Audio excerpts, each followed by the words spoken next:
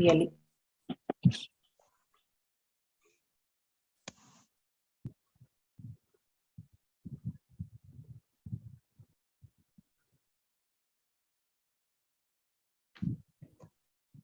ஒரு particular season பாத்தீங்கன்னாக்கா டெத்தாவே தெரியும் நமக்கு இல்லையா? நானும் வழியில போறதெல்லாம் பார்த்தா கூட நிறைய டெத்தா தான் தெரியுது. ஒரு சீசன் அது.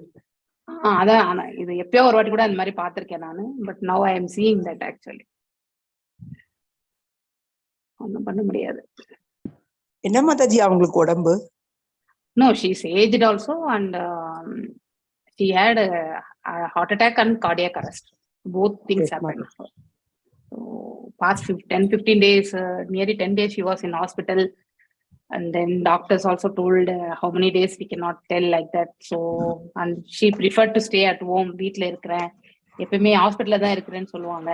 இந்த வாட்டி எனக்கு வீட்டுக்கு அழைச்சிட்டே போய் தான் ஆகணும்னு ஒரே அடம் பிடிச்சி வீட்டுக்கு வந்த உடனே போனாங்க. வீட்டுக்கு வந்தாங்க வந்து ஒரு 1 week. பெங்களூரே இல்ல குடியாத்தம் எங்களுக்கு அங்கதான் இங்கதான் இருந்தாங்க. Recently only she left. பெரிய பையனோட இருக்க போனாங்க. சோ அங்கதான். குடியாத்தம்னா Vellur கிட்டயாங்க Mataji? குடியாத்தமே. Hare Krishna. Yes, we have to pass through all these things. One day we also have to leave, Ilya. So that's what I thought. Now the elderly people, we think that elderly people தான் போவாங்க, நாம எல்லாம் ஸ்திரமா இருப்போம் அப்படின்னு நினைக்கவே முடியாது. யாருக்கு எப்போ என்ன நடக்கும்ன்றது வந்து நம்ம கையில கிடையாது. பகவான் சொல்லுவாங்க மாதாஜி, சீக்கிரம் போறவங்க புண்ணியம் பண்றவங்க மாதாஜி. அப்படிங்கெல்லாம் சொல்ல முடியாது. அவங்க என்ன கர்மத்தை தாங்கி போறாங்களோ அதுதான் அவங்களுக்கு நல்ல கதியா இருந்தா அது கண்டிப்பா நல்லதுதான். ஸோ அவர்கள் ஒவ்வொருத்தரும் அவங்களுடைய ஆற்றக்கூடிய கடமைகளை பொறுத்துதான் மாதாஜி அது புண்ணியமா இல்ல வந்து அடுத்த பிறவி வந்து ஒரு மோசமான ஒரு சூழ்நிலையா அப்படிங்கறது எல்லாமே அவங்களுடைய கர்மங்களை பொறுத்துதான். நம்ம கையில எதுவுமே கிடையாது இல்லையா? பாத்து எது தேவையில்ல. ஓகே. சோ மாதாஜி above 85 இருக்குங்களா மாதாஜி உங்களுக்கு? இல்ல 80 தானா? ஓகே. 80-81 அப்படிதான் இருக்கும். அதுக்கு மேல இருக்காது. 80 எல்லாம் ஒரு கண்டன்னு சொல்லுவாங்க, அதுக்காக கேட்டேன். ஓகே. எப்படி இருந்தாலும் ஒரு நாள் போக வேண்டியது தானே இல்லையா? மாமனார் இருக்காரு மாதாஜி. அவர் 30 years before போயிட்டார். I have not seen him. So that's not. அன்னைக்கு நல்ல நாள் Mataji, Pradosham. Okay. No Saturday morning 5:15. So Dashami Mataji, Pradosham இனிமே தான் வரும். இன்னைக்கு தான் பிரதோஷம். ஆமா, சனிக்கிழமை அஷ்டமி. இன்னைக்கு தாங்க மாதாஜி பிரதோஷம். தசமிக்கு நல்லது. அஷ்டமி நாம எல்லாம் ரொம்ப கனமான நாட்கள் சொல்லுவாங்க. அமாவாசை, பௌர்ணமி இதெல்லாம் சொல்லுவாங்க. லேசான நாட்கள் இது. That is because of the nature's energy. That is purely அதனாலதான். சில பேருக்கு அந்த கிருத்திகை அமாவாசை எல்லாம் வந்தா ஆகாதுன்னு சொல்லுவாங்க. கடுமையான நாள்னு சொல்லுவாங்க. அத கடக்கணும். அது கடந்துருச்சுன்னா அப்புறம் நல்லா இருப்பாங்க. அது வரைக்கும் கொஞ்சம் கஷ்டப்படுவாங்க. Yes, that's how it is. Yes, we have to pass through all these things. நம்ம கையில எதுவும் கிடையாது. So yes, whatever God has gifted, at least we know the reality, what is happening இல்லையா? என்ன நடக்குதுன்றது ஓரளவுக்கு புரிஞ்சுக்க கூடிய அந்த அதாவது இன்டெலிஜென்ஸ் வந்து பகவான் கொடுத்திருக்கார் இல்லையா? ஏன்னா பகவத்கீதை படிச்ச பிறகு இதெல்லாம் இப்படிதான் நடக்கும் அப்படிங்கறது வந்து ஏற்றுக்கொள்ளக்கூடிய மனப்பக்குவம் வரணும் இல்லையா? So a wisely person will never lament for the being and who has left also, because that is the being will never die இல்லையா? So it will take another life அப்படிங்கிறது வந்து நமக்கு தெரியும். ஒண்ணு பகவான்கிட்ட போறாங்க, இல்லைன்னா இன்னொரு லைஃப் எடுத்துக்க போறாங்க. அதனால வந்து அதுக்காக நம்ம வந்து எஸ் அஃபெக்ஷன் கம்பேஷனால நமக்கு இவ்வளவு நாள் அசோசியேஷனால நம்மளை விட்டு அவங்க போனாங்களேன்ற அந்த வருத்தம் இருக்கும். அது நம்ம இல்லைன்னு சொல்ல முடியாது. தட் இஸ் அ வேக்யூம் இல்லையா? ஒரு பெரியவங்க வீட்டுல வந்து நமக்கு இருந்து எல்லாமே வழி நடத்தி இப்படி போனா நல்லது எல்லாமே சொல்லக்கூடிய ஒருத்தவங்க வந்து நம்மளை விட்டு நீங்கினா அதனுடைய வேல்யூ வந்து அவங்க நீங்கின பிறகு நமக்கு நிறையவே தெரியாது. That will be there. That place can be never be filled. அது மாத்திரம் மறக்க முடியல மாதாஜி. ரொம்ப நாள் it will take time. It will take time. அதனால நம்ம இந்த பக்தி சேவையில நம்மள முழுமையா ஈடுபடுத்தினா அதை வந்து பேலன்ஸா எடுத்துட்டு போகிறதுக்கு ரொம்பவுமே சுலபமா இருக்கும். இல்லைன்னா நம்ம இந்த சங்கடங்களோடையதான் உழண்டு கொண்டுதான் இருக்க வேண்டும் கடைசி வரைக்குமே. அதனால it is good to learn the things. நிறையவே நம்ம கத்துக்க வேண்டியிருக்கு, நிறையவே நம்ம வந்து வழி நடத்தி செல்ல வேண்டிய நிறைய இருக்கு இல்லையா? ஸோ லெட்டஸ் அன்னைக்கு ஸ்லோகங்கள் நான் முடிக்கல, ஸோ படிச்சிட்டோம் மாதாஜி, நீங்க மீனிங் சொல்லல. ஆமா நான் I want to close that. அதையும் பண்ணிட்டு அதுக்கு அடுத்த சாப்டர்னுடைய ஓவர் வியூ போலாம். நம்ம ராதிகா மாதாஜி சொல்லிட்டாங்க அந்த மீனிங். அப்படியா? சொல்லிட்டாங்களா? சொல்லிட்டாங்க மாதாஜி. ஆல்மோஸ்ட் முடிச்சிட்டாங்க மாதாஜி. ராதிகா மாதாஜி அந்த சாப்டருக்கு முடிச்சிட்டாங்க. எஸ், நானும் ஒரு அளவுக்கு முடிக்கிற நிலைமைக்கு தான் வந்து உங்களுக்கு இந்த இன்ட்ரடக்ஷன் வரணும்னு நினைச்சேன். வருணனுடைய கோபம் மற்றும் கோபம் இருந்தாலுமே வருணன் வந்து ஓம் நமோ பகவதே வாசுதேவாய, ஓம் நமோ பகவதே வாசுதேவாய, ஓம் நமோ பகவதே வாசுதேவாய, நாராயணம் நமஸ்கிருத்யம் நரம் சைவ நரோத்தமம் தேவீம் சரஸ்வதிம் வியாசம் ததோ ஜயம் உதீரயேத் நஷ்ட பிராயேஷு பதரேஷு நித்யம் பாகவத சேவையாம் பகவத்ய உத்தம ஸ்லோகே பக்திர் பவதி நைஸ்திகி. ஓம் அஜ்ஞான திமிராந்தஸ்ய ஞானாஞ்சனய ஷலாக்கய சக்ஷுருன்மிலிதம் ஏன தஸ்மை ஸ்ரீ குரவே நமः. ஸ்ரீ சைதன்ய மனோபீஷ்டம் ஸ்தாபிதம் ஏன பூதலே ஸ்வயம் ரூப கதாமாஹ்யம் ததா ஸ்வாபதாண்டிகம். हे कृष्णा करुणा सिंधु दीन बंधु जगत्पते गोपेशा गोपिका कांत राध कांत नमस्तुते. सप्त कांचन गौरांगी राधे वृंदावनेश्वरी ऋषभानुसुते देवी प्रणमामि हरिप्रिये. वाञ्छकल्पदारुभ्यश्च कृपसिन्धुभ्यैव च पतितनां पावनेभ्यो वैष्णवेभ्यो नमो नमः. जय श्री कृष्ण चैतन्य प्रभु नित्यानंद श्री अद्वैत गदाधर श्रीवासदि गौर भक्त वृंदा. हरे कृष्णा कृष्ण कृष्ण हरे हरे, हरे राम राम राम हरे हरे. நம்ம நேற்றைய அந்த சனிக்கிழமையுடைய அந்த ஸ்லோகங்கள்ல என்ன படிச்சோம்? இரண்யாக்ஷனுடைய அதாவது அகங்காரத்தை பற்றி பார்த்தோம். சோ அதாவது போய் வேண்டுமென்றே வந்து சண்டைக்கு இழுத்து இல்லையா அவங்கள வந்து வெற்றி கொள்ளணும் அப்படிங்கிற ஒரு இது, அதாவது இந்த உலகத்துல இருக்கிறது எல்லாத்தையுமே தன்னுடைய இதுக்கீழே எடுத்துட்டு வரணும்ன்ற அந்த வெறி அவனிடத்துல இருந்ததை பார்த்தோம். அதுக்கப்புறம் வந்து ஒருத்தரை இழிவாக பேசுறது, புகழ்ச்சியாக பேசுவது போல் பேசி இகழ்ச்சி செய்யக்கூடியதையும் வந்து வருண பகவானுக்கு அவன் செய்தான் என்பதையும் பார்த்தோம். வருண பகவானும் கோபம் கொண்டாலும் அவருடைய தன்னுடைய புத்திசாலித்தனத்தை வந்து உபயோகப்படுத்திவிட்டு, நான் வந்து வயோதிகமாகிவிட்டேன், உன்னோடு போர் புரியறதுக்கு எனக்கு இது கிடையாது, சோ உன்னோடு சரிசமமாக போர் புரிவதற்கு ஒருத்தர் இருக்காரு, அவர் யார் என்பதையும் சுட்டிக்காட்டி கர்ப்போத கஷாய் விஷ்ணுவை வந்து அவர் வந்து சுட்டி காட்டுகின்றார். சோ அந்த இதையும் நாம் வந்து இடத்துல பார்க்கின்றோம். சோ இப்போ இரண்ய கசிபு வந்து இப்ப கர்ப்போத கஷாய் விஷ்ணுவை தேடிக்கொண்டு செல்வது இல்லையா, வராக பகவானுக்கு அசுரனான இரண்யாக்ஷனுக்கும் இடையே நிலக்கக்கூடிய போர் 18வது அதாவது அத்தியாயத்தை நம்ம பார்க்க போறோம். இப்ப வாராக அவர் வந்து அவதரிக்க போகின்றார் இல்லையா, அதை தான் நம்ம பார்க்க போகின்றோம். நாய்களால் சூழப்பட்டு நீங்கா துயரில் ஆழ்வாய் உன்னை போன்று அப்படின்னா நீ என்னெல்லாம் அடைய போறன்றத வந்து வருண பகவான் வந்து சொல்கின்றார். நான் நீ அவனை அடைந்தவுடன் உன் செருக்கில் இருந்து உடனடியாக விடுபடுவாய் அப்படின்னா அவன் வந்து அவனுடைய மரணம் வந்து கன்ஃபார்மா நிகழப் போகிறதுன்றது வந்து இந்த இடத்துல வருணன் வந்து எடுத்துரைக்கிறார். சோ போர்க்குளத்தில் நீ வந்து கீழே விழுவாய். அப்படிப்பட்ட அசுரர்கள் வந்து அதாவது நாய்களும் கழுகுகளும் தான் வந்து கொத்தி தின்னும் என்பதை பற்றி அதைதான் சூசகமாக இந்த இடத்துல வந்து நாய்களால் சூழப்பட்டு நீங்கா துயரத்தில் ஆழ்வாய் அப்படின்னா வலியும் வேதனையும் அடைவாய் என்பதையும் வந்து இந்த இடத்துல எடுத்துரைக்கப்படுகின்றது. உன்னை போன்ற கொடியவர்களை பூண்டோடு அழிப்பதற்காக, அதாவது அடியோடு அழிப்பதற்காக, வேரோடு நல்லவர்களுக்கு தன் அருளை வழங்குவதற்காகவும் வாராகம் போன்ற பல அவதாரங்களை விஷ்ணு மேற்கொள்கிறார்.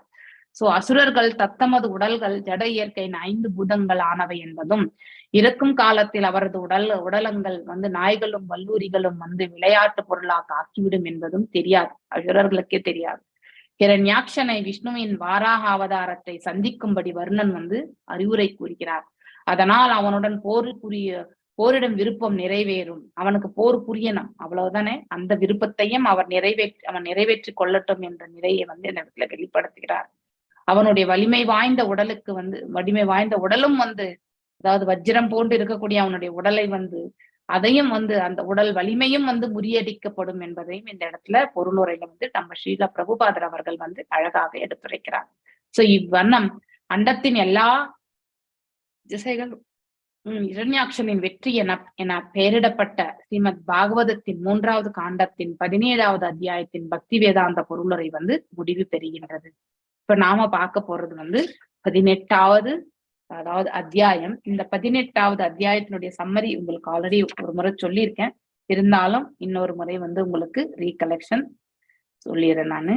அதுக்கப்புறம் நம்ம 18வது அத்தியாயம்ல வந்து பகவான் வந்து வாராக அவதாரமாக வந்து அசுரன் இரண்யாக்ஷனை வந்து அவர்கள் இருவருக்கும் இடையில நடக்கக்கூடிய போர் இல்லையா. அதுல முதல் 8 ஸ்லோகங்கள் வந்து ஹிரண்யாக்ஷன் வந்து பகவானை வந்து ஏளனம் செய்வதை பற்றி எடுத்துரைக்கப்படக்கூடியது. மற்றும் வந்து 9லிருந்து 12வது ஸ்லோகம் வந்து அது பகவான் வந்து அதுக்கான பதில்களும் வந்து, அதாவது அவன் என்னென்ன சொல்லி ஏளனம் செய்கின்றானோ அதற்கான பதில்களையும் வந்து அவர் எடுத்துரைக்கின்றார் 12வது ஸ்லோகம் வரைக்கும். 13லிருந்து 20 பகவானுக்கும் அந்த இரண்யாக்ஷனுக்கும் இடையிலே யுத்தம் என்பது நடக்கின்றது. 20லிருந்து 28 வந்து பிரம்மா ரிக்வெஸ்ட் லார்ட் வாராகா. சோ இந்த போர் எவ்வளவு நாள் நடக்கிறது இல்லையா.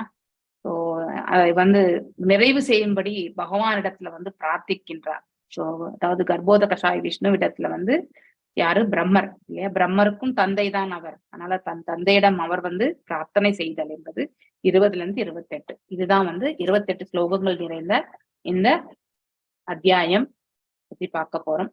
மைத்ரேய உவாச்ச ததேவ வாமார்கண்ய ஜலேஷாஹ பாஷிதம் மகாமனாஸ்தத் விகன்யய்ய துர்மதஹ ஹரேர் விதித்வா கதிம் அங்க நாரதாத் ரசாதலத்துல நிர்விசேஷ துப்ராந்த்விதஹ. இதுக்கு யார் எங்க போகணும், இதை பத்தி அவனுக்கு தெரியணும்ல. இதுக்கு யார் வந்து சொல்ல போகின்றார் என்றால் நாரத மகரிஷி வந்து சொல்ல போகிறார் இல்லையா. இந்த இடத்துல சொல்லப்பட்டது.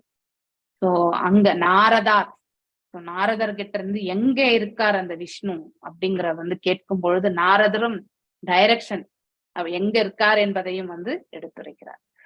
சோ அததான் நாம் இந்த இடத்துல பாக்குறோம். எஸ், ஜெய மகாலட்சுமி மாதாஜி வாசிங்க. ஹரே கிருஷ்ண மாதாஜி. ஹரே கிருஷ்ண. மைத்ரேய உவாச்ச ததேவ மாகண்ய ஜலேஷா பாஷிதம் மகாமனஸ்தத் விகணய்ய துர்மதஹ ஹரேர் விதித்வா கதிம் அங்க நாரதாத் ரசாதலம் நிர்விசேஷவே துவரான்விதஹ. மாமுனிவர் மைத்ரேய உவாச்ச கூறினார். தத் அந்த ஏவம் இவ்வண்ணம் ஆக்கண்ய கேட்ட ஜலோஷட நீர்மண்டலத்தை கட்டுப்படுத்துபவர் வருணன் பாஷிதம் சொற்கள் மகாமனா செருக்கு தத் அந்த சொற்கள் விகன்ய சிறிதளவே கவனம் செலுத்தப்பட்டமையின் துர்மத பொய்யான புகழுடைய ஹரே பரமபுருஷ பகவானின் விதித்வா கற்றுக்கொண்டு கதியம் இருக்கும் இடத்தை அங்க ஓ அன்பான விதுரனே நாரதரிடமிருந்து ரசாதலம் கடலின் ஆழத்திற்கு நிர்விவேஷே நுழைந்து துவரான்வித மிகுந்த வேகத்துடன் மைத்ரேயத்துவம் மொழிபெயர்ப்பு. மைத்ரேயத்துவம் தொடர்ந்தார். பொய்யான புகழும் செருக்கும் உடைய தைத்தியன் வருணனின் சொற்களில் சிறிதளவே கவனம் செலுத்தினான். ஓ அன்பு விதுரனே, அவன் நாரதனும் இருந்து பரமபுருஷ பகவானின் இருப்பிடத்தை அறிந்து கொண்டு கடலின் ஆழத்தை வெகு விரைவாக அணுகினான். பொருளுரை. ஜட உலக போர் வீரர்கள் வல்லமை புரிஞ்ச எதிரியாக முழுமுதற் கடவுளோடு சண்டையிடவும் அஞ்சுவதில்லை. உண்மையாகவே அவனுடன் போரிட ஒருவர் உள்ளார் என்பதை வருணமிடந்து தெரிந்து கொண்டு ஊக்குவிக்கப்பட்ட அசுரன் பரமபுருஷ பகவானுடன் சண்டை புரிய மிகுந்த ஆர்வமுடன் அவரை தேடினான். ஆயினும் அவன் விஷ்ணுவுடன் போரிட்டு நாய்களுக்கும் நரிகளுக்கும் வள்ளூர்களுக்கும் இரையாவான் என்பதை வருணன் முன்கூட்டியே அனுமானித்தார். அகசக்தி உடையவர்கள் அறிவில் குறைந்தவர்கள். ஆதலால் அவர்கள் அஜிதா என்று அழைக்கப்படுவோரும் யாராலும் வெல்லப்படாதவரும் ஆகிய விஷ்ணுவுடன் போரிட துணிவார்கள். ஹரே கிருஷ்ண மாதாஜி. ஹரே கிருஷ்ணா மாதாஜி. ரொம்ப ஆழ்ந்த கருத்துக்கள் இந்த ஸ்லோகத்துல. அசுரர்களுடைய அஜ்ஞானத்தை பற்றி ரொம்ப அழகாக வெளிப்படுத்த, அதாவது ஒருத்தர் தைரியம் ஜாஸ்தி அப்படின்னு நம்ம சொல்லுவோம். ஆனா அந்த அசட்டு தைரியம் என்பது அறியாமையில் வரக்கூடிய தைரியம் தான். இந்த இடத்துல தாம் யாரோடு போர் புரிய போகின்றோம் என்ற ஞானமே அற்ற நிலையில் இருந்து கொண்டு, இல்லையா? சோ யாரிடம் போர் புரிய வேண்டும் என்று ஒருத்தர் சொன்ன உடனே அவரை தேடிக்கொண்டு அலைகின்றான் இரண்யாக்ஷன், இல்லையா? ஆனால் பகவானோடு போர் புரிந்தால் அவனுக்கு கண்டிப்பாக மரணம் என்பது உண்டு. சோ அதை அவன் ஸ்வீகரிக்க அவனே பாத்தீங்கன்னா தேடி அலைந்து செல்கின்றான் இந்த இடத்துல. அப்படின்னா அவனுக்கு எவ்வளவு அஜ்ஞானம் இருக்கணும், இல்லையா? அசுர சக்தி உடையவர்கள், அறிவில் குறைந்தவர்கள், லெஸ் இன்டெலிஜென்ஸ். ஆனால்தான் மனிதர்கள் ஆகிய நாம அசுர சக்தியை வளப்படுத்தி கொள்ளவே கூடாது. அதாவது நம்ம எத்தனையோ ப்ராப்ளம்ஸ் நம்ம ஃபேமிலிஸ்ல கூட நம்ம பார்த்திருப்போம், இல்லையா? ஆனா விட்டு கொடுக்கக்கூடிய தன்மையை நாம கண்டிப்பாக வரவழைத்து கொள்ள வேண்டும். எஸ், கோபதாபங்கள் என்பது நமக்கு வரும். ஆனாலும் ஒரு காலகட்டம் வரும்பொழுது இந்த கிருஷ்ண உணர்வில் நாம லைத்து இருக்கும் பொழுது, பக்தியில் செலுத்தும் பொழுது, நாம செல்லும் பொழுது, ஒருத்தர் தவறு இழைக்கின்றார் என்றால் அந்த தவறை நாம அதை விட்டு அதை அவங்களுடைய கர்ம பலன் என்பதை மனதிலே ஏற்றுக்கொள்ளாமல் நம்மளால முடிஞ்ச நற்காரியம் என்ன என்பதை நாம கண்டிப்பாக அலசி ஆராய வேண்டும். சோ அனைவருக்கும் நன்மை பயக்கக்கூடிய செயல் எதுவோ அதை நாம கண்டிப்பாக தேடி செல்ல வேண்டும். இதுதான் ஒருவருக்கு முக்தி அளிக்கக்கூடிய, மோட்சம் அளிக்கக்கூடிய மார்க்கமாக அமையுமே தவிர, அடுத்தவர்கள் செய்தால் நாம ஏன் செய்யணும் என்று விதண்டவாதம் செய்து கொண்டிருந்தால், அவர்களிடத்தில் ஒரு விதமான அசுரத்தன்மை இருந்தால் நம்ம கிட்டயும் ஒரு விதமான அசுரத்தன்மை இருக்கின்றது என்று பொருள். இதை நாம் தெரிஞ்சுக்கணும். அசுர சக்தி உடையவர்கள், அறிவில் குறைந்தவர்கள், ரொம்ப அழகான வார்த்தை இது. சோ புத்தி, லெஸ் இன்டெலிஜென்ஸ். அசுர இயல்புகள் உடையவர்களுக்கு புத்தி நல்ல ஒரு வழியில மார்க்கத்துல செயல்படவே படாது. இதை நாம் நன்னா தெரிஞ்சுக்க வேண்டும். இந்த இடத்துல அசுரனுடைய செயலும் அதே மாதிரிதான். அவனுடைய வீரத்தை கொண்டு நாம் மெச்சிக்கொள்ள வேண்டுமா? இந்த இடத்துல அவனுடைய அழிவு பாதையை அவனே தேடிக்கொண்டு செல்கின்றான் என்பதை அறியாமலே அவன் சென்றிக் கொண்டிருக்கின்றான். அப்படிப்பட்டவனுக்குடைய வீரத்தை நாம் என்ன மெச்சிக்கொள்ள வேண்டும்? கண்டிப்பாக முடியாது, இல்லையா? மைத்ரே உவாச்ச ததேவா மாகரண்ய ஜலேஷாபாஷிதம் மகாமனாஸ்தத் விகன்ய துர்மதஹ ஹரேர் விதித்வாகதிம் அங்கநாரதாத் ரசாதலம் நிர்விவேஷ துவாரான் விதாக. மைத்ரேய, மாமுனிவர் மைத்ரேயர், உவாச்ச கூறினார், தத் அந்த, ஏவம் இவ்வண்ணம், ஆகர்ணிய கேட்ட, ஜலே ஈஷாட நீர்மண்டலத்தை கட்டுப்படுத்துபவர் யாரு? வருணன். பாஷிதம் சொற்கள், அவர் பேசிய வார்த்தைகளை கேட்டு, மகாமனக செருக்கு கொண்டு, நீ அழிவை தேடிக்கொண்டு போகின்றாய் என்பதையும் அவர் சொல்லியிருக்கார்.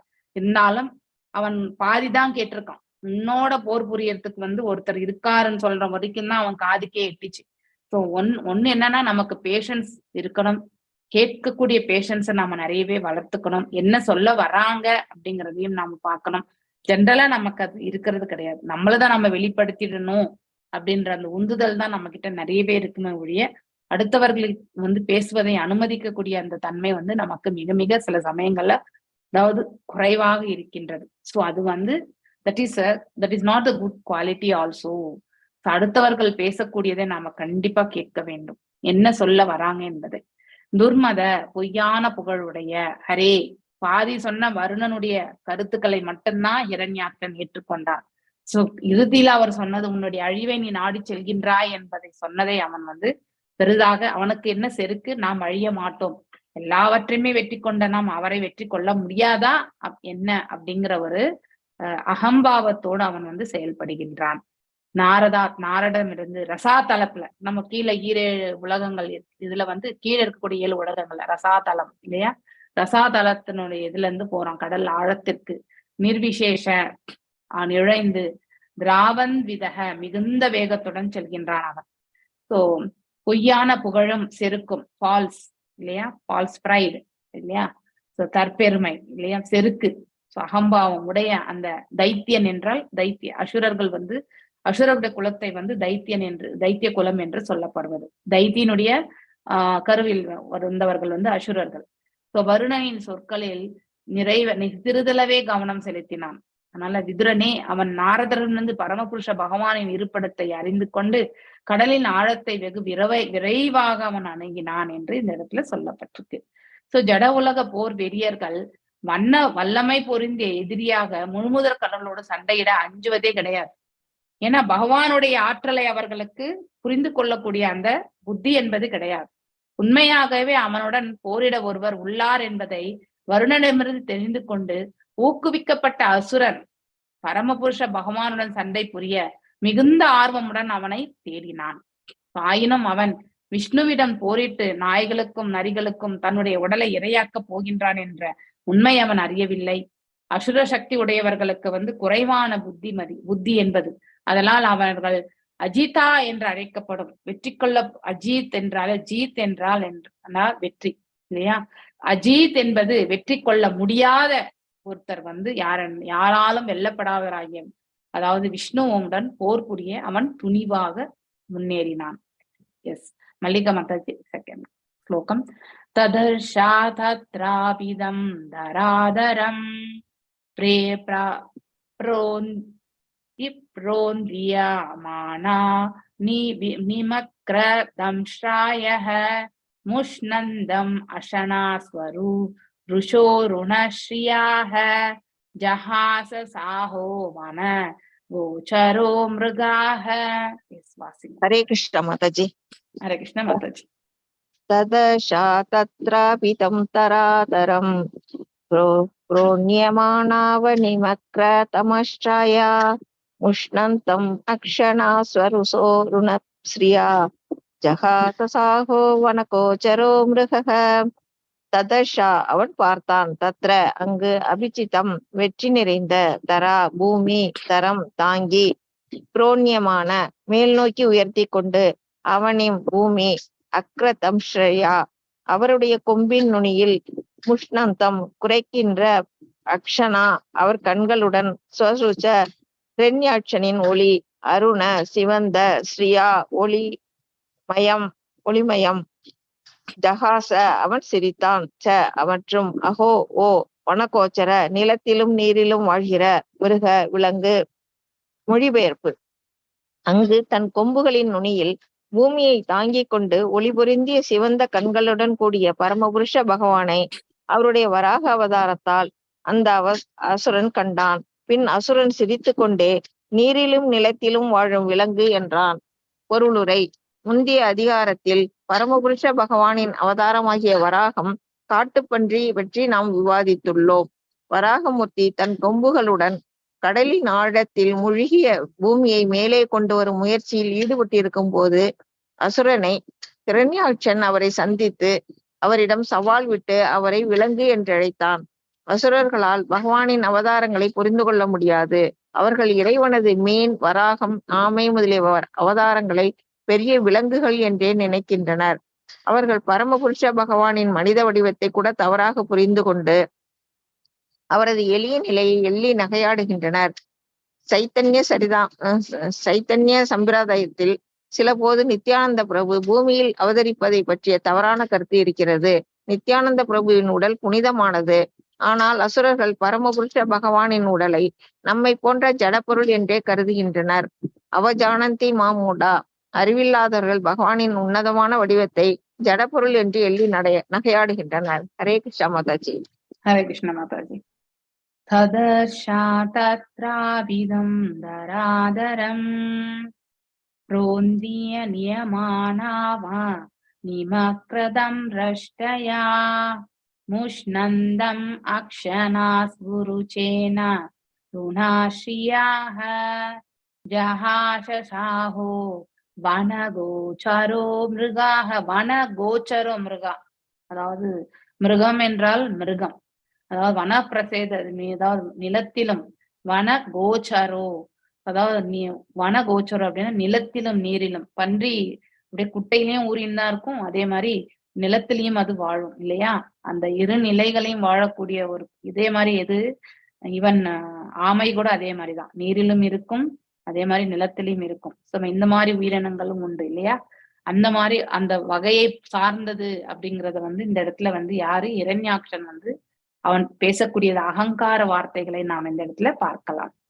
ததர்ஷா அவன் பார்த்தான், தத்ர அங்கு, அபிஜிதம் வெற்றி நிறைந்த, தரா பூமி தரம் தாங்கி, புரோன்யமான மேல் நோக்கி உயர்த்தி கொண்டு, அவனிம் பூமி, அக்ரதம்ஸ்ரயா அவருடைய கொம்பின் நுனியில், முஷ்ணந்தம் குறைக்கின்ற, அக்ஷனா அவர் கண்களுடன், ஸ்வருச்சக ஹிரண்யாக்ஷனின் ஒளி, அருண சிவந்த, ஸ்ரீயா ஒளிமயம், ஜஹாச அவன் சிரித்தான், ஷா மற்றும், அஹோ ஓ, வனகோச்சரா நிலத்திலும் நீரும் வாழ்கிற, மிருகா விலங்கு, அங்கு தன் கொம்புகளின் நுனியில் பூமியை தாங்கிக் கொண்டு ஒளி புரிந்திய சிவந்த கண்களுடன் கூடிய பரமபுருஷ பகவானை அவருடைய வராக அவதாரத்தில் அந்த அசுரன் கண்டான். பின் அசுரன் சிரித்து கொண்டே அந்த ரூபத்தை கண்டு அவன் எள்ளி நகையாடுவதை நாம இன்னும் வரக்கூடிய ஸ்லோகங்கள்ல பார்க்க போகின்றோம். 8 ஸ்லோகம் வரைக்குமே நீரிலும் நிலத்திலும் வாழும் விலங்கு என்று அவனுடைய வர்ணனையை நாம் இந்த இடத்துல பார்க்கின்றோம். சோ முந்தைய அதிகாரத்திலையும் இதை பார்த்தோம். அப்ப பூமியை அவர் ரட்சிப்பதற்காக நீலவாராகம், அப்புறம் ஹிரண்யா, அதாவது தங்கம் நிறம் கொண்ட வாராகம் என்பதையும் பார்த்தோம். நீலவாராகம் தான் அது தூக்கின்றது என்பதையும் படிச்சோம். அதனுடைய முழு ஸ்டோரி நம்ம படிக்கல.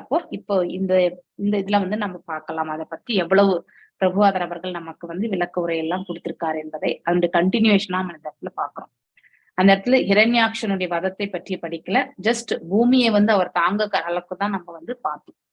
சோ அதிகாரத்தில் பரமபுருஷ பகவானின் அவதாரமாகிய வாராகம் காட்டுப்பன்றி பற்றி நாம விவாதித்தோம். வராக மூர்த்தி தன் கொம்புகளுடன் இல்லையா, சோ அதாவது இந்த சைட்ல இருக்கக்கூடிய இந்த பற்களுடன் கொம்புகளுடன் அதாவது கடலின் ஆழத்தில் மூழ்கிய அந்த பூமியை மேலே அந்த 2 டஸ்க்குன்னு சொல்றோம் இல்லையா, இங்கிலீஷ்ல டஸ்க்குன்னு சொல்லுவோம். யானைக்கு எப்படி அந்த தந்தம் இருக்கோ அது போல இது பற்கள் இதை பத்தி இந்த 2மே வெளியில இருக்கு. சோ வரும் முயற்சியில் ஈடுபட்டு கொண்டிருக்கும் பொழுது இந்த அசுரனான இரண்யாக்ஷன் அவரை சந்தித்து அவரிடம் சவால் விட்டு அவரை விலங்கு என்று அழைத்தான். சோ இவன் தன்னுடைய வலிமை மீது இருந்த செருக்கு, மேலும் அங்கே இருந்த அவருடைய நிலையை விலங்கு மற்றும் அதாவது விலங்கு எப்படிப்பட்ட விலங்கு, நீரிலும் நிலத்திலும் வாழக்கூடிய விலங்கு என்று அவன் அதாவது அவனுடைய வார்த்தைகள் ஏளனமாக பேசியதை இந்த இடத்துல சித்தரிக்கப்பட்டிருக்கு. அவரிடம் அவனுக்கு பகவான்னு தெரியாத மாதாஜி தெரியுமா, அதாவது இங்கதான் இருக்காங்கன்றத டைரக்ஷன் காட்டினாங்க.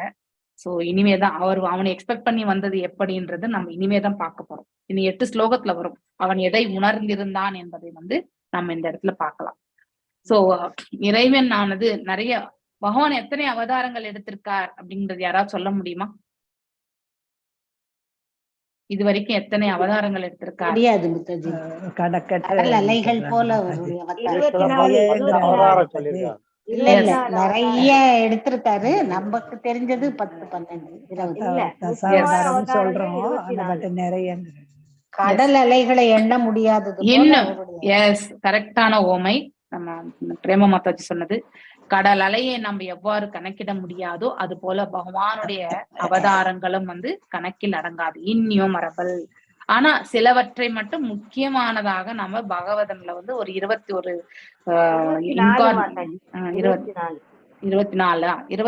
தான் நினைக்கிறேன் நானு. ஓகே, சோ அது அப்புறமா கணக்கு கூட பாக்கலாம். 21 தான் மாதாஜி, புத்தரோட சேர்ந்து.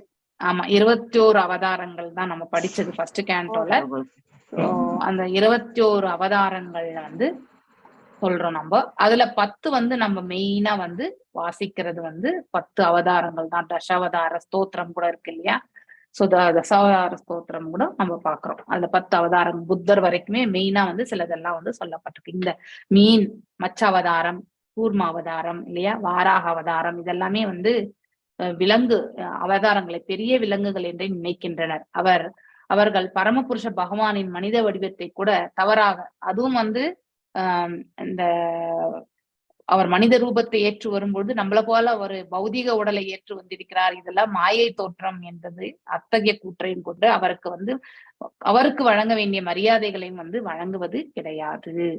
சோ நம்ம சைத்தன்ய சம்பிரதாயத்துல இப்போது அதாவது சில போது நித்யானந்த பிரபு பூமியில் அவதரிப்பதை பற்றி தவறான கருத்தும் இருக்கிறது. அதாவது சைத்தன்யர் அதுக்கப்புறம் நித்யானந்த பிரபு, இவங்க எல்லாமே இந்த அவதாரங்கள் என்று நம்ம படிக்கிறோம் இல்லையா. ரெஃபரன்சஸ் எல்லாம் வச்சுதான் நம்ம அதை தெரிஞ்சுக்கிறோம்.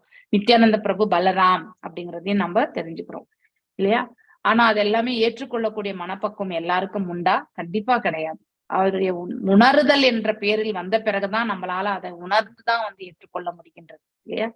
அப்படி நித்யானந்த பிரபுவின் உடல் புனிதமானது. ஆனால் அசுரர்கள் பரமபுருஷ பகவானின் உடலை நம்மை போன்ற ஜடப்பொருள் இல்லையா, இது அழியக்கூடியது, ஸ்திரத்தன்மையற்றது என்று கருதுகின்றனர். அதாவது அபஜானந்தி பாம மூதக, அறிவில்லாதவர்கள் பகவானின் உன்னதமான வடிவத்தை ஜடப்பொருள் என்று எள்ளி நகையாடுகின்றனர். நம்மள போற ஒரு உருவத்தை தான் பகவான் ஏற்று வந்திருக்கிறார் அப்படிங்கிறது அவங்களுடைய கூற்று. உண்மையிலே பகவான் நம்மளை போல உடல் அமைப்பை கொண்டவர் கிடையாது. நமக்கு எல்லாமே அழியக்கூடிய உடல். பகவானது அத்வைதம் அனந்த ரூபம் என்பதையும் நாம படிச்சிருக்கோம் இல்லையா. S. R Vijayakumari Mataji next வாசிங்க. ஆஹைனம் ஏ அஞ்ஞமஹீம் விமுக்ஞசாமோ ரசௌகாசம் கசாம் விஸ்வஸ்ருஜேயம் அர்ப்பிதாக நா ஸ்வஸ்தி யாஷ்யஸ்ய நயா மமேக்ஷதாக சுரதாமாசாதிதா சுராக்ருதேதே. ஹரே கிருஷ்ணா மாதாஜி. ஹரே கிருஷ்ணா. ஆஹைனம் ஏ அஞ்ஞாமகிம் விமுஞ்சமோ ரசௌகசாம் விஸ்வஸ்ருஜேயம் அர்ப்பிதா ந ஸ்வஸ்தி ஆஷ்ய யஸ்யனயா மமேஷதஹ. ஹரே கிருஷ்ணா. ஹரே கிருஷ்ணா மாதாஜி, நான் பேசுறது கேக்குதா? ஹரே கிருஷ்ணா. கேக்குதுங்க மாதாஜி. விஜயகுமாரி மாதாஜி, உங்க வாய்ஸ் வரல மாதாஜி. கிடைக்கலையா? இப்ப போயிடுச்சு. கிடைக்குதா? ஓகே. முதல்ல இருந்து படிக்கிறா, கண்டினியூ பண்ணட்டா? கண்டினியூ பண்ணுங்க, அப்படியே பண்ணுங்க. சரி. கிம் அதுவா பிரதா காத்து வருதல், யா அவா மயாயா வஞ்சனையால் ஹந்தி. மாதாஜி கொஞ்சம் மேல ஏத்தி விடுங்க. மாதாஜி வரல எனக்கு. இல்ல வந்திருக்கு மாதாஜி, ஃபுல்லாவே வச்சிருக்கேன். ஆக இரண்யாட்சனின் கூறினான், ஏனம் பகவானுக்கு இப்ப வந்துருச்சு சண்டையிட்டு. எஸ், அங்க அந்த கைப்பற்றியவர். துவாம் நீ யோக மாயா பலம், யாருடைய வலிமை தடுமாறச் செய்யும் சக்தியோ. அல்ப பிரௌஷம், யாருடைய பலம் குறைவானதோ. சம்ஸ்தாபிய கொன்ற பிறகு. அவங்க அடுத்த ஸ்லோகத்தோட பொருளை நானும் ஓகே. ஹரே கிருஷ்ணா. ஹரே கிருஷ்ணா மேல படிக்கணும் மாதாஜி. 23வது ஸ்லோகம் இது. மாதாஜி யாராவது படிக்க சொல்லுங்க, எனக்கு நெட்டு போயிடுச்சு. ஓகே, நோ ப்ராப்ளம், நானே வாசிச்சிடறேன், நோ இஷ்யூஸ். ஆக இரண்யாக்ஷன் கூறின, அதுதான் என்ன வேர்ட்ஸ் சரி கரெக்டா வரலையேன்னு பார்த்தேன் நான். எஸ், கீதா மாதாஜி வாசிக்கிறீங்களா? வாசிக்கிறேன் மாதாஜி. வாசிங்க.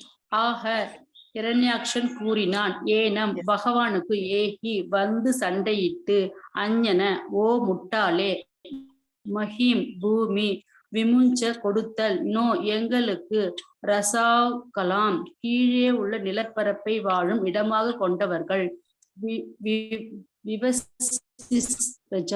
அண்டத்தை படைப்பவரால், இமயம் இந்த பூமி, அர்ப்பிதா காக்கும் பொறுப்பு ஒப்படைக்கப்பட்டது.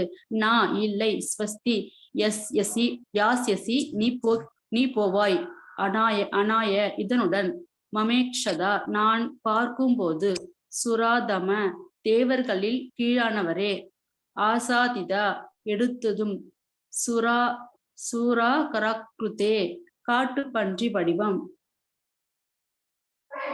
மொழிபெயர்ப்பு. அசுரன் பகவானை அழைத்தான். ஓ கரெக்டா மாதாஜி? அசுரன் பகவானை அழைத்தான். ஓ தேவர்களின் சிறந்தவனே, காட்டுப்பன்றி வடிவத்தில் இருப்பவரே, நான் கூறுவதை கேளுங்கள். கீழ் உலகில் வாழ்பவர்களும் இந்த பூமியும் எங்களிடம் ஒப்படைக்கப்பட்டுள்ளன. நீங்கள் இதை என் முன்னிலையில் இருந்து எடுக்க இயலாது. என்னால் காயம் அடையாதீர்கள். பொருளுரை. ஸ்ரீதரா சுவாமி இந்த பதத்திற்கு உரை எழுதும் போது, அசுரன் பரமபுருஷ பகவானின் காட்டுப்பன்றி வடிவை கேலி செய்ய விரும்பினாலும் உண்மையில் அவன் அவரை பல பல வார்த்தைகளால் வழிபடுகின்றான் என்று கூறுகிறார். எடுத்துக்காட்டாக அவர் அவரை வன சோகரா என்று அழைக்கிறான். அவன் பொருள் காட்டில் வசிப்பவர் என்பதாகும். ஆனால் மற்றொரு பொருள் நீரில் பள்ளி கொண்டவர் என்பதாகும். விஷ்ணு நீரில் பார்க்கடலில் பள்ளி கொண்டவர். அதனால் பரமபுருஷ பகவானை இந்த முறையில் சரியாக அழைத்தான் என்றே கொள்ளலாம்.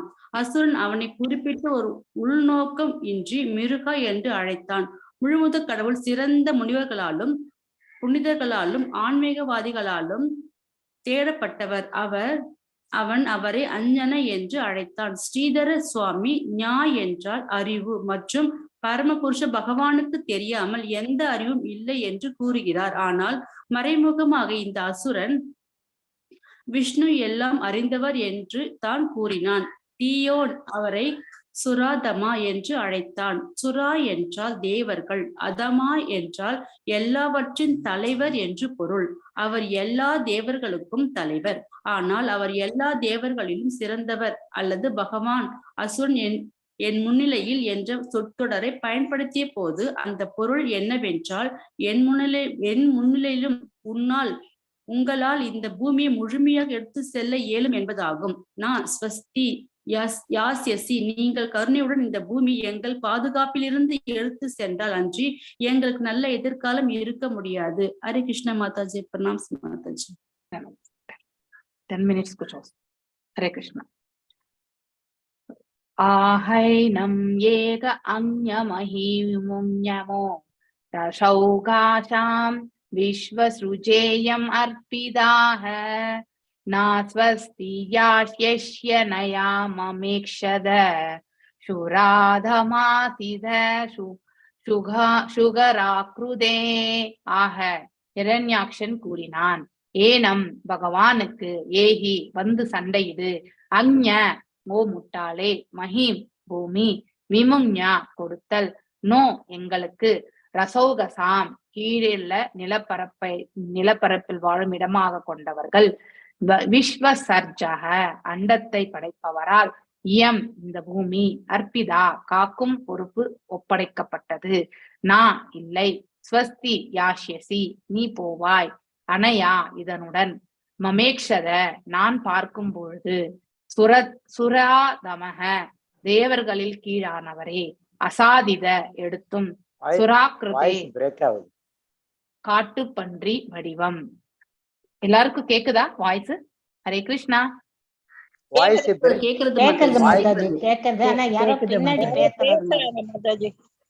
இல்ல இங்க யாருமே இல்ல. அப்படின்னா யாராவது அன்மியூட்ல இருக்காங்களோ? ஆமா, எல்லாரும் மியூட்ல போயிடுங்க. ஏன்னா யார் பேசினாலும் அது எக்கோவாதான் கேட்கும். சோ பிரேம மாதாஜி, நீங்க கேட்ட கேள்விக்கு இந்த பதத்துல எஸ் ஆல்ரெடி ஒன்று வந்து கைடன்ஸ் வந்து வருணன் வந்து ஆல்ரெடி சொன்னார். உங்க கூட வந்து சண்டை போறதுக்கு ஒருத்தர் இருக்காரு, விஷ்ணு அவர் தான் அப்படிங்கறதையுமே அங்கேயே சொல்லி அனுப்புறார். அந்த விஷயத்துல அங்கேயே அவனுக்கு வந்து எஸ் விஷ்ணு தான் இவர்ன்றத வந்து தேடி போனா இங்க இருப்பாருன்னு வந்து நாரதர் வந்து சொன்னார். எங்க இருப்பார் அப்படின்னும் பொழுது அந்த டைரக்ஷனும் காட்டி இந்த இடத்துல இருக்கார் போன்னு சொன்னதுனால சோ அவன் வந்து அவருடைய வழி நடத்துதல்ல அந்த இடத்துக்கு வரும்பொழுது அங்கே பன்றி ரூபத்துல இருந்த அவர்தான் பகவான் என்பதையும் அவனால புரிந்து கொள்ள முடிந்தது. அதனாலதான் இந்த ஸ்லோகத்தை வந்து கேலி பண்றான். அவனுக்கு வந்து அகங்காரம், அவனுக்குடைய அசுரன், அவன் அசுரன். ஹரே கிருஷ்ணா. சோ அசுரன் பகவானை அழைத்தான். தேவர்களில் சிறந்தவரே, காற்றுப்பண்டியின் வடிவத்தில் இருப்பவரே, நான் கூறுவதை கேளுங்கள். கீழ் உலகில் வாழ்பவர்களுக்கும் இந்த பூமியும் எங்களிடம் ஒப்படைக்கப்பட்டுள்ளன. அப்படின்னா இன்க்ளூசிவ் ஆஃப் பூமி வந்து அவனுடைய கட்டுப்பாட்டுல இருக்குன்றத வந்து இந்த இடத்துல எடுத்துரைக்கிறான். நமக்கு கீழே இருக்கக்கூடிய 7 உலகங்களும் சரி, பூமியோட சேர்ந்து 8. நீங்கள் இதை என் முன்னணியில் இருந்து எடுக்க இயலாது. அவர் வந்து அதை எடுக்க முடியாதுன்றத வந்து அவன் பேசுகிறான். என்னால் காயம் அடையாதீர்கள் அப்படின்னா உங்களை நான் போர்ல வந்து கண்டிப்பா காயப்படுத்துவேன் அப்படிங்கிறதையும் இந்த இடத்துல அவனுடைய என்ன ஆக்ஷன் செய்ய போறான் அப்படிங்கிறதையும் வந்து இந்த இடத்துல எடுத்துரைக்கிறான். ஸ்ரீதர சுவாமிகள் அவர்கள் is one of the acharya இந்த நம்ம பிரம்மகாவுடைய வைஷ்ணவ சம்பிரதாயத்துல. அவர் என்ன சொல்றாருன்னா, இந்த பதத்திற்கு வந்து உரை எழுதும் பொழுது அவரும் வியாக்கியானம் எழுதியிருக்காரு. அசுரன் பரமபுருஷ பகவானின் காட்டுப்பன்றின் வடிவத்தை கேலி செய்ய விரும்பினாலும், உண்மையிலே அவன் கேலி செய்ய விரும்பணும்னு நினைச்சானும், அவன் அவரை பல பல வார்த்தைகளால் வந்து வழிபடுகின்றான் இன்டைரக்ட்லி, இல்லையா? எப்படி அஜாமிலன் வந்து நாராயணா என்று அழைத்தானோ, அவன் உண்மையிலே பக்தி கொண்டு எதுவும் செய்யவில்லை, ஆனால் பகவானுடைய நாமத்தை தான் அழைத்தான், தன்னுடைய மகனை எண்ணிக்கொண்டு. சோ அந்த அதனுடைய முக்கியத்துவமே அறியாம அவன் வந்து பேசிக்கொண்டிருக்கின்றான் இந்த இடத்துல வந்து யாரு? இரண்யாக்ஷன். சிமிலர்லி அஜ்ஞானத்தில் இருந்து கொண்டு அவன் அவரை வனகோச்சரா, போன ஸ்லோகத்துல நாம படிச்சிருக்கோம் இல்லையா, வனகோச்சரா இல்லையா, வனகோச்சரோ மிருகஹ அப்படின்னு சொல்லியிருக்கான் போன ஸ்லோகத்திலே. வனகோச்சரா என்று அழைக்கின்றான். அதன் பொருள் காட்டில் வசிப்பவர் என்பது ஆகும். ஆனாலும் மற்றொரு பொருள் வந்து நீரில் பள்ளி கொண்டவர் என்பதும் ஆகும். அதாவது காட்டில் வாழ்ந்தாலும் அதே பெயர்தான். வன என்றால் வனம், கோச்சரா அங்கே வந்து வாழக்கூடியவர்கள். சோ வனத்தை சார்ந்தவர்கள் என்று பொருள். சோ வனத்தை சார்ந்தவர்கள் யாரு? விலங்குகள் தான் வந்து வனத்தை சார்ந்த. கோச்சாரம் அப்படின்னு சொல்லும் பொழுது அந்த பகுதிக்கு சார்ந்தவர் என்று பொருள். சோ அதே மாதிரி நீரில் வந்து பள்ளி கொண்டிருப்பவர் என்பதற்கும் இன்னொரு பொருள் இருப்பதாக இந்த இடத்துல வந்து எடுத்துரைக்கப்பட்டிருக்கு. சோ பகவான் விஷ்ணு நீரில் தான் வந்து பள்ளி கொண்டிருக்கிறார் இல்லையா? அதனால் பரமபுருஷ பகவானை அவன் இந்த முறையில் சரியாக அழைத்தான் என்றே கொள்ளலாம். இது அவருடைய வியாக்கியானத்தில் அவருடைய கருத்தாக எடுத்துரைக்கப்பட்டிருக்கு. அசுரன் அவரை குறிப்பிட்டது நம்மளையே அறியாம பேசுறோம் இல்லையா? நம்மளே அறியாம அதனுடைய உண்மையான அர்த்தத்தையும் தெரியாம சில சமயத்துல நம்ம பேசக்கூடியது வந்து இந்த அசுர குணத்தினுடைய இதுதான், இயல்புதான், அஜ்ஞானத்தில் இருந்து கொண்டு. அந்த முறையில் அவன் சொல்லக்கூடிய விதம் வந்து இதுவா இருந்தாலும் அதனுடைய இன்னொரு மீனிங்கும் அந்த இடத்துல அப்ளை பண்ண வேண்டியது என்பது ஒரு குரு ஆச்சாரியுடைய கண்ணோட்டத்திலிருந்து இந்த இடத்துல நாம பார்க்க வேண்டும். அசுரன் அவரை குறிப்பிட்டு உள்நோக்கம் இன்றி மிருக என்று அழைத்தான். அதாவது அவனுக்கு எந்த ஒரு இதுவுமே கிடையாது. அவன் தான் அகமாவும் பிடிச்சிருக்கான் இல்லையா? அதனால உள்ளுக்குள்ள அவனுக்கு எதுவுமே கிடையாது. யாரா இருந்தாலும் நம்ம எதிர்த்து போர் புரிய வேண்டும், வெற்றி கொள்ள வேண்டும் அப்படிங்கிற ஒரு எண்ணம் தான் அவனுக்கு. சோ அங்க கடவுள் என்பதை தெரிந்தாலும் அவன் கடவுளை கடந்து அவனுக்கு அதாவது ஈக்குவலா அவன் வந்து நினைக்க ஆரம்பிக்கிறான். So the highest level of the god அவனுக்கு எதுவுமே தெரியல. So what is the nature of the god அப்படிங்கிறதும் அவனுக்கு தெரியல. ஸோ பகவானுடைய இயற்கை எப்படிப்பட்டது, அவருடைய இயல்புகள் எப்படிப்பட்டது, அவருடைய ஆற்றல் எவ்வாறு இருக்கும், இதை பற்றியெல்லாம் அவனுக்கு எந்த ஞானமுமே கிடையாது. அதுதான் ஹையஸ்ட் லெவல் ஆஃப் அதாவது அசுரத்தன்மை. அசுரனாக இருப்பவர்கள் வந்து பொறாமை கொண்டவர்கள், தனக்கு நிகர் வேறு யாருமே கிடையாது, யாரும் இருக்கக்கூடாது அப்படிங்கிறது வந்து அதை கிளியர் பண்ணிடணும் அவங்களுக்கு. அப்படிப்பட்ட ஒரு இயல்பு. முழுமுதற் கடவுள் சிறந்த முனிவர்களாலும் புனிதர்களாலும் ஆன்மீகவாதிகளாலும் தேடப்பட்டவர் இல்லையா? பகவானை யாரெல்லாம் தேடுவார்கள்? முனிவர்கள். அதே மாதிரி பை ஹார்ட் பியூரிஃபைடா இருக்கிறவங்க, தூய பக்தர்கள். புனிதர்கள் என்றால் பக்தர்கள் தான். ஆன்மீகவாதிகள் இல்லையா? மேலும் ஸ்பிரிச்சுவல் ஜர்னில இருக்கிறவங்க, இவங்க எல்லாருமே பகவானை வந்து தேடுவாங்க. சோ அவன் அவரை அஞ்ஞ என்று அழைத்தான். அஞ்ஞ. சோ இதற்கு ஸ்ரீதர சுவாமி ஞா என்றால் ஞானம் என்று அவர் வந்து அறிவு என்று சொல்கின்றார். மற்றும் அந்த பரமபுருஷ பகவானுக்கு தெரியாமல் இந்த பிரபஞ்சத்தில் எந்த ஞானமும் இல்லை என்பதையும் வந்து அவர் வந்து எந்த அறிவும் இல்லை என்றும் அவர் கூறுகின்றார். அது கரெக்டான ஒரு வார்த்தை. ஞானம் என்பதற்கு வந்து யார் என்றால் பகவான் தான். ஞானம் வேறு, அவர் வேறு கிடையாது. அவருடைய அதாவது ஹையஸ்ட் ஆஃப் த நாலேஜ் வந்து அவர் தான். Is supreme god. அதனால அவரை நாம அந்த ரூபத்தில் தான் வந்து காண்கின்றோம். அதனால மறைமுகமாக இந்த அசுரன் விஷ்ணு எல்லாம் அறிந்தவர் என்று தான் கூறுகின்றான். மறைமுகமாக அப்படின்னா அவனுக்கு அதை பற்றியான விளக்க உரையே தெரியாம அவன் ஒரு ஆங்கிள் இருந்து அவன் பேசுறான். ஆனா அதற்கு இன்னொரு மீனிங்கும் இப்படி இருக்கின்றது என்பதையும் இந்த இடத்துல ஸ்ரீதர சுவாமிகள் அவர்கள் ரொம்ப அழகாக எடுத்துரைக்கிறார். தீயோன் அவரை சுரதமா என்று அழைத்தான். சுரதமா, சுராகிருதே, சுரதமா இந்த இடத்துல கொடுத்திருக்கு லாஸ்ட் வரி இல்லையா? சோ சுரதமா, சுரா என்றால் வந்து தேவர்கள் என்று பொருள் இல்லையா? சோ அந்த தேவர்களுக்கெல்லாம் தலைவர், அதுதான் ஃபர்ஸ்ட்லயே இங்க வருது. தேவர்களில் சிறந்தவரே அப்படின்னு வருது இல்லையா? சோ சுரதமா என்ற சொல் அப்படின்னா இஸ் த தேவதாஸ் அப்படிங்கிற தேவதானுடைய குவாலிட்டிஸ் என்னன்றதை அவனுக்கு ஏற்றுக்கொள்ளக்கூடிய தன்மை கிடையாது. இப்ப எப்படி வந்து டிவிஷன் ஆஃப், அதாவது நம்ம எதையாவது வந்து பிரிக்கிறோம், ஒரு டிபார்ட்மெண்ட் பிரிக்கிறோம், அந்த டிபார்ட்மெண்ட்னுடைய குவாலிட்டி என்ன? இப்ப ஹெச்ஆர் இருக்காங்கன்னா ஹெச்ஆருடைய செயல்பாடுகள் என்ன அப்படிங்கிறத பத்தி தெரியாம HR is the department, accounts is the department, accounts பத்தி ஒண்ணுமே தெரியாது இல்லையா? அந்த மாதிரி தேவர்களுடைய செயல்பாடுகள் என்ன, அசுரர்களுடைய செயல்பாடுகள் என்னன்னு தெரியாது. அவங்களுடைய குவாலிட்டிஸ் எதை பத்தியும் அவன் வந்து பெருசா யோசிக்கல. சோ தேவர்கள் இத்தகைய சுபாவம் கொண்டவர்கள் என்பதும் அவனுக்கு தெரியவில்லை. சோ இவங்க தேவர்கள், அவ்வளவுதான். இப்படி நாம் இந்த சமுதாயத்தவர்கள் என்று சொல்றோமோ அது மாதிரி தேவர்களில் சிறந்தவரே அப்படின்னு சொல்லிடுறான். சோ அதனுடைய உண்மையான நோக்கம் என்ன? அதாவது சுராதமா என்ன? சுரா என்றால் அதாவது தேவர்கள். சோ தேவர்களுக்கெல்லாம் அதிபதி அவர் என்பதை வந்து அந்த இடத்துல அவனே அறியாமல் அவன் வந்து சொல்லக்கூடிய ஒன்று. அதனால அவர் தெரியல இல்ல மாதாஜி, அவனுக்கு மீனிங் தெரியாது, ஆனா அந்த வேர்டு மட்டும் தான் தெரியும். தேவர்கள் சிறந்த சொல்லிட்டான். ஆமா, பகவான் அசுரன் தன் முன்னிலையில் என்ற சொற்றொடரை பயன்படுத்திய போது அதன் பொருள் என்னவென்றால், தன் முன்னிலையிலும் உங்களால் இந்த பூமியை முழுவதுமாக எடுத்து செல்ல இயலும் என்பதாகும். அதாவது அவர் பகவான் ஆல்ரெடி அந்த 2 அந்த இதுக்கு தந்தங்களுக்கு நடுவுல வந்து வச்சிருக்கார். சோ அதை வந்து இந்த பூமியை விடணும் அப்படின்றார். ஆல்ரெடி அவர் எடுத்தாச்சு, இருந்தாலும் அவர் வந்து விட்டு கொடுக்கணும்ன்றது அவனுடைய எதிர்பார்ப்பு. சோ அப்படின்னா the capacity of the Lord, பகவானுடைய செயல்களை வந்து அவனுக்கு தெரியாது. he knows the energy level, potency of the Lord. அவருடைய செயல்பாடுகள் எப்படி இருக்கும், அவருடைய ஆற்றல் எப்படி இருக்கும்ன்றது ஓரளவுக்கு அவனுக்கு ஆல்ரெடி தெரிஞ்சிருக்கு. இல்லைன்னா அந்த அளவுக்கு அவன் வந்து பேச முடியாது இல்லையா?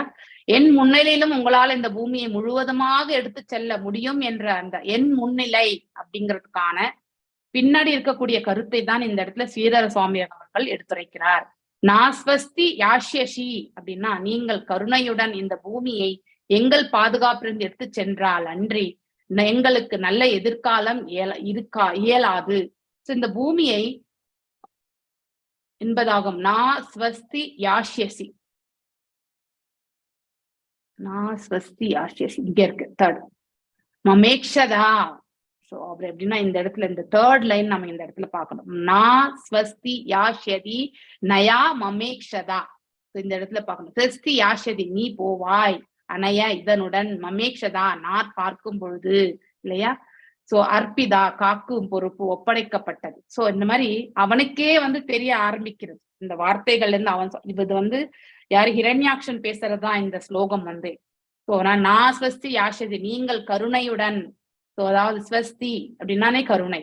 சோ இந்த பூமியை எங்கள் பாதுகாப்பிலிருந்து எடுத்து சென்றால் அன்றி எங்களுக்கு நல்ல எதிர்காலம் இருக்க இயலாது அப்படின்னா, அவனுடைய நிலையை பற்றி அவனே உணர்கின்றானா அப்படிங்கிறது வந்து வரக்கூடிய ஸ்லோகங்களை நம்ம பார்க்கலாம். சோ அவன் பகவானை இழிவாக பேசினாலும் அதற்குள்ள வந்து ஆழ்ந்த கருத்துக்கள் உண்டு. ஏனென்றால் அவன் உபயோகிக்கக்கூடிய பதங்கள் வந்து தானாக எவ்வாறு அமைகின்றது என்று பாருங்கள். ஏன் அந்த மாதிரி அமைஞ்சதை நம்ம ஏதாவது யோசிக்க முடியுமா? அவர்கள் இருவருமே வந்து இரண்யாக்ஷனும் இரண்ய கசுவும் வந்து முக்தி பெற்ற ஆத்மாக்கள் தான் இல்லையா? ஒரு சிறு தவறினால் அவர்கள் இங்கே தண்டனை காலத்தை அனுபவிக்க வந்து இங்கே வந்திருக்கிறார்கள். அந்த மாதிரி பேசுவதற்கு கூட வந்து பகவானுடைய ஆழ்மனத்துல இருக்கக்கூடிய அந்த பகவானுடைய பக்தியானது அவனை அறியாமலே வெளிப்படுதுன்னு நினைக்கிறேன். வெளிப்பட செய்வார். வெளிப்படுறதை விட அதை வந்து செய்ய வைக்கிறது யாரு? எல்லாம் வல்ல இறைவன் இல்லையா? அவராலதான். ஏனென்றால் அவங்களை மீண்டும் அழைத்து செல்லக்கூடிய பொறுப்பு அவர் கையில தான் இருக்கு. இந்த 3 அவதாரங்களுமே அவர்களை வந்து வதம் செய்து மீண்டும் அந்த இடத்துக்கு திருப்பி எடுத்துக்கொண்டு போக வேண்டும், அழைத்து கொண்டு செல்ல வேண்டிய பொறுப்பு யாரு? பகவானுக்கு இருக்கு. இதுல இருந்து என்ன தெரியறது? நம்ம வைகுண்டத்திற்கு சென்றால் மீண்டும் இந்த இடத்துல திரும்பி வருவது கிடையாது. அவ்வாறு இப்படி ஒரு சிறு தண்டனை பெற்று வந்தாலும் இது வெரி ரேர்.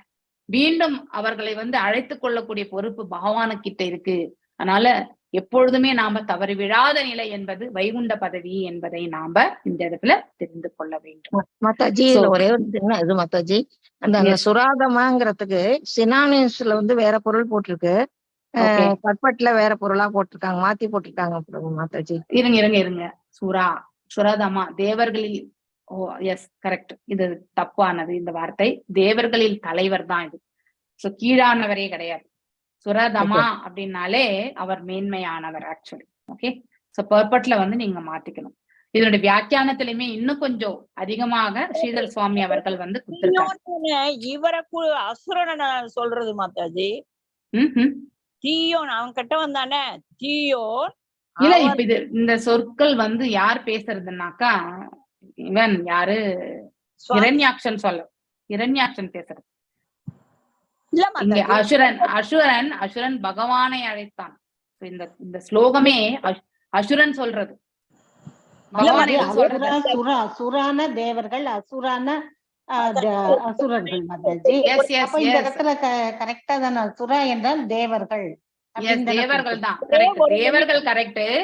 சுரதாமா அப்படின்னாலே அதாவது தேவர்களில் சிறந்தவரே என்று பொருள். இது முழுக்க அந்த ஸ்ரீதர சுவாமி சொல்றதுதானே மாதாஜி? இது முழுக்க ஸ்ரீதர் பொருளுரையில வந்து ஸ்ரீதர சுவாமி சொல்றது.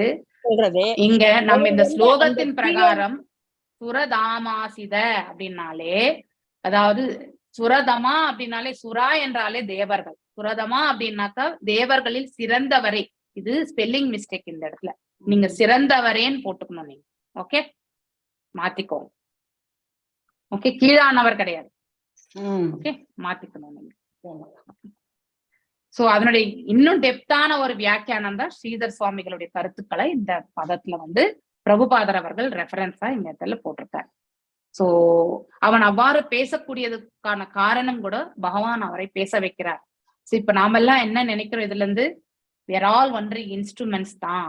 So nothing can be done. இங்க நம்ம எல்லாருமே நம்ம ஒரு வார்த்தை பேசுறோம்னாக்கா நம்முடைய குணாதிசயத்துக்கு ஏற்றவாறு உள்ளுக்குள்ள நமக்கு தோன்றத வந்து பகவான் பேச வைக்கிறார் இல்லையா? அந்த தோன்றுதல் அவனுக்கு எவ்வாறு வருகின்றது? அவனுடைய அதாவது பிறவி பலனாலதான் அவன் கிடைக்கிறது இல்லையா?